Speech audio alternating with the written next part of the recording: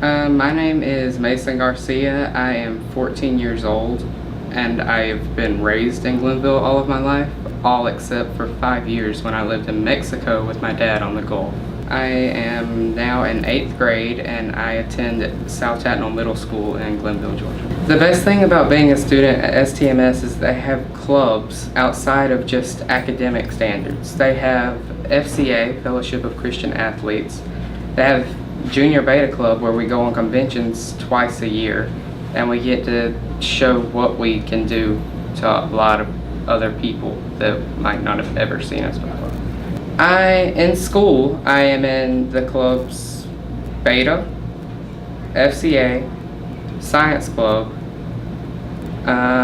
Outside of school, I am in a newly founded club called the Leo Club where we help a bunch of other people, like people who can't afford glasses or frames and they can't see very well. We help them. We do clothes drives, like we did a clothes drive for the people at the prison who are transferring. And we do toy drives, and just recently we remodeled a Head Start in Glenville right beside the rec department.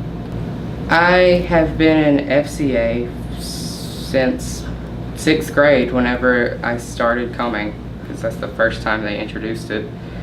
And Beta Club has been since 5th grade now, and I have enjoyed every last minute of it. Science Club I have been in since 3rd grade because they started Science Club in 3rd grade. The sculpture that I actually won 6th in the nation with was actually put together last minute because there was somebody else doing the sculpture project first, and then they backed out about like a week before the state convention, and my mom and I took it and we were just running around trying to figure out things.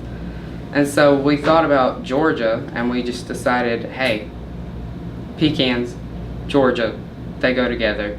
And so we made a giant styrofoam Georgia model and covered it with pecan shells from our area to hold it steady in a slab from a pecan tree log that had fallen over during Hurricane Matthew that year.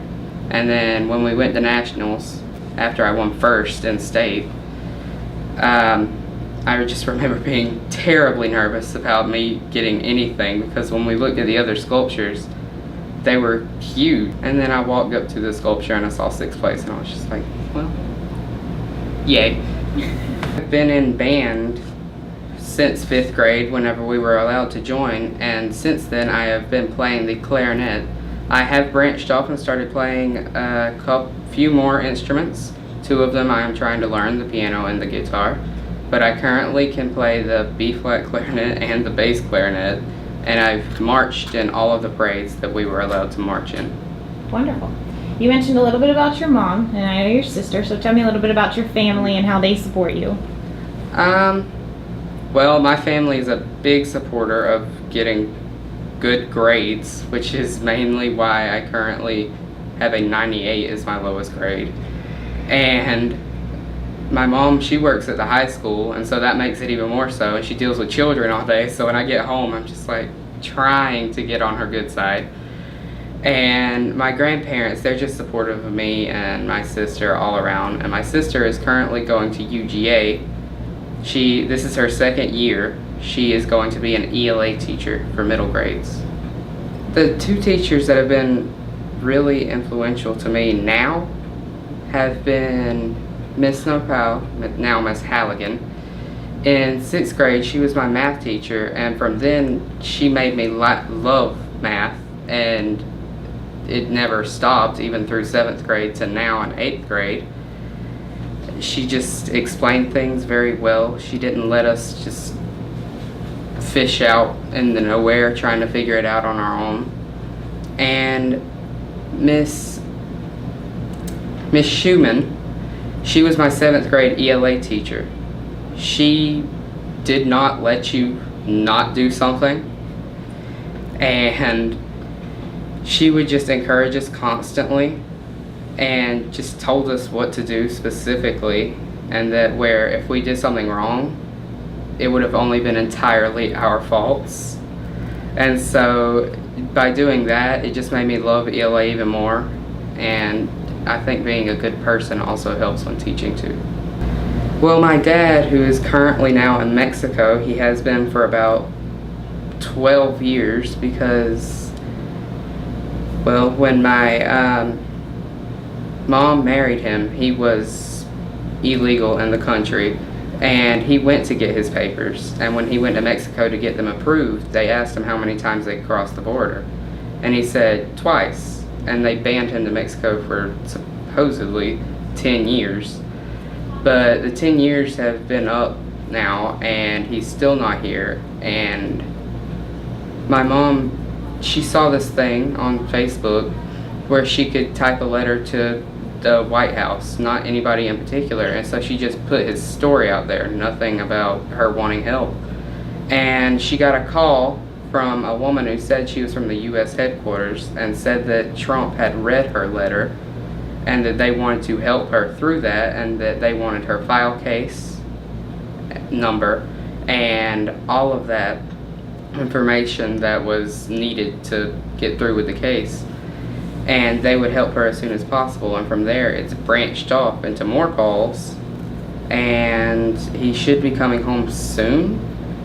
And I say that he would be my role model because he has been through so much now, like 12 years, and he's not even seen his children grow, and one of them is in college now, and he's still living strong, he's still going on, he still has faith, and he still loves us. So right now I am thinking about having some profession in the future that has dealings with music, because as of now both of my exploratory periods deal with music, my music tech class and my band class.